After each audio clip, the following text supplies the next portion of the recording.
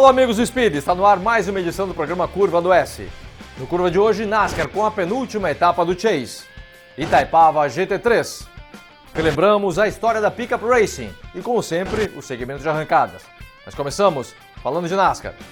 Na prova de Phoenix, Kasey Kahne foi o grande vencedor. Cal Weathers na segunda colocação, Tony Stewart logo atrás em terceiro, Jeff Burton na quarta posição e Ryan Newman completou a lista dos 5 primeiros colocados. A briga está muito boa. Tony Stewart, Sérgio, buscou a vitória no final, um ajuste que não deu certo. Cal Weathers chegou na frente dele, mas uma posição atrás.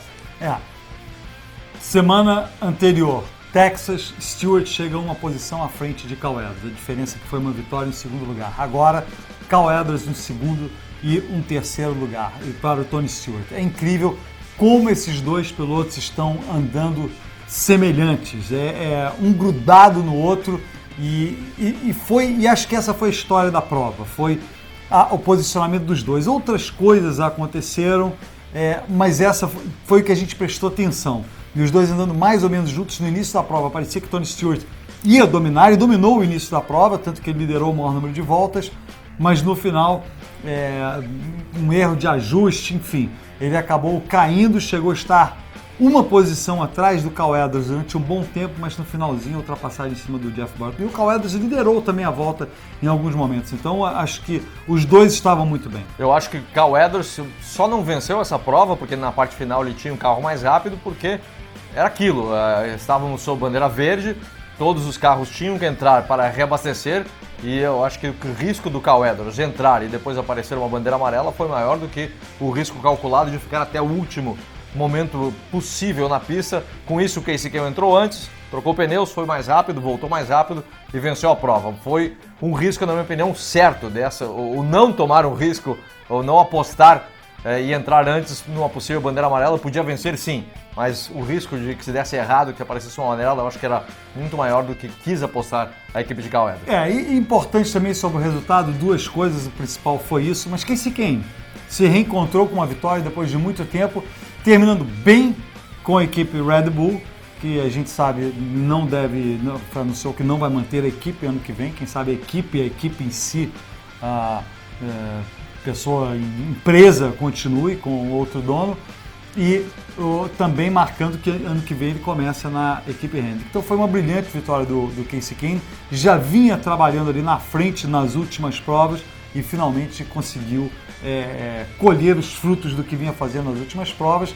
E também, Roberto, entre os 10 primeiros, AJ Allmendinger e Marcos Ambrosio, que vem fazendo um excelente final de campeonato. Tomara que esse momento dos dois passe para o ano que vem e quem sabe teremos um carro da Petty em 2012 no Chase. E eu quero chamar a atenção pela parte negativa, depois de tudo que aconteceu essa semana, desde a semana passada com o Buschinho, o que vai acontecer com ele? Tem futuro, não tem futuro? É dispensado, não vai ser dispensado? Os problemas com a equipe Joe Gibbs. São evidentes os problemas mecânicos. Mais uma vez, fundiu o motor do Kyle Busch nessa corrida. Denny Hamlin nunca foi competitivo essa temporada.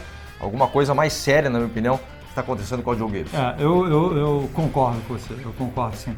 Agora, a briga, vamos ver, você vê na tabela aí, a briga é de 2 cavalos apenas. Tony Stewart perseguindo ainda Cal Weathers, 3 pontinhos, depois Kevin Harvick em terceiro, mas já não importa mais a briga entre esses dois, 3 pontos. Sérgio, uma vitória do Tony Stewart da aparelho título. Caso contrário, na minha opinião, Cal Weathers leva essa.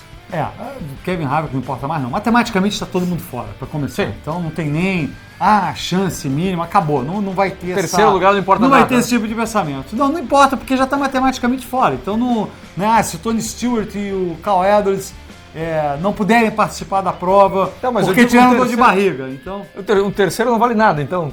Você que sempre diz isso, Figueiredo. Eu acho ótimo o terceiro lugar, mas você que diz isso. Use as suas palavras. Agora, eu acho o seguinte, você tem um ponto aí do Tony Stewart, se ele ganhar a prova, eu concordo. Haveria um cenário em que o Cal Weathers não perderia com o Tony Stewart ganhando, que seria o Cal Weathers liderando o maior número de provas, de voltas. Nesse caso, ele se tornaria campeão. Senão, haveria um empate, e se nem ele nem o Tony Stewart lideraram o maior número de voltas, Tony Stewart ganhar, um empate dá ao Tony Stewart, porque tem maior vitórias. Mas não é só isso, Roberto. Vamos assumir que Tony Stewart não ganhe. São 3 posições na pista. E Tony Stewart tem a vantagem do desempate. Então, na realidade, são 2 posições. para o Tony Stewart, claro. Se o Tony Stewart chega, o Tony Stewart chega, que não seja vitória, Cal Edwards 2 posições atrás, é o da Cal Edwards. Claro, tem os pontos extras, liderar número de voltas, etc. Se são 3, o Tony Stewart é o campeão, empatado.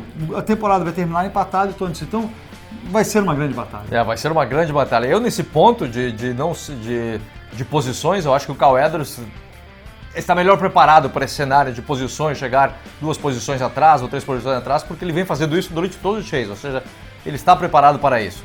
Mas eu acredito ainda no Tony Stewart uma vitória, vai ser a 5ª vitória em 10 provas. E aqui oficialmente, Roberto, todo esse é bom ver você rindo. Que é isso. Eu vou dizer uma coisa aqui de bastidor. Durante a prova, a transmissão, o Figueiredo ficou quieto um bom tempo, acho que o Inter perdeu, né? Aí o Tony Stewart ali recuperando, quando ele ultrapassou o Jeff Burton, o Figueiredo abriu um sorriso, ele ganhou nova vida. Lá que está vendo confessa, Figueiredo, confessa, se entregue. Falando coisa Give Figueiredo, se entregue. Sérgio Lago, falando do que aconteceu, realidade, vamos falar de realidade. Carlos Giaconelli estreou na West Series no sábado, fez bonito, largou na 11ª posição, teve problemas, raspou muito de contenção e terminou em 12º. Que corrida do Giaconelli.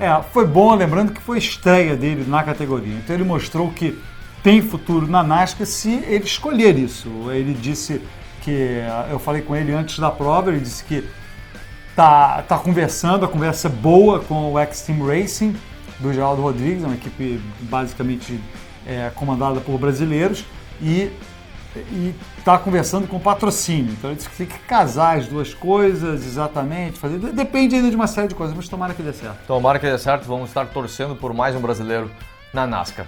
E essa foi a história da NASCAR, automobilismo dos Estados Unidos, agora a história do automobilismo brasileiro com o segmento Maquineta do Tempo.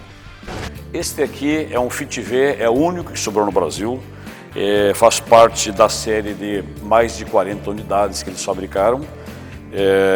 Era um monoposto de influência da categoria europeia e que no Brasil foi extremamente forte. Foi praticamente o início de um automobilismo de monopostos seguros, mesmo com uma potência reduzida, mas foi uma categoria escola extraordinária. Tiveram envolvimento direto em algumas temporadas internacionais aqui no Brasil, da Fórmula Ford boa, que depois a Fórmula 2, né?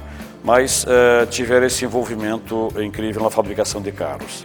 Também fizeram parte, especialmente o Ilcinho, da famosa equipe Willis, fabricaram o Fit Porsche, fabricaram o antológico Fusca bimotor, né? Era uma carroceria extremamente aliviada, e um carro bastante artesanal, mas que chegou até a andar contra a Ford GT40, a Lola T70 e por aí fora. Então eles realmente aqui no Brasil foram extremamente criativos e deixaram uma marca profunda. Logo após o intervalo, uma conversa com pilotos novatos do Stock Car brasileiro.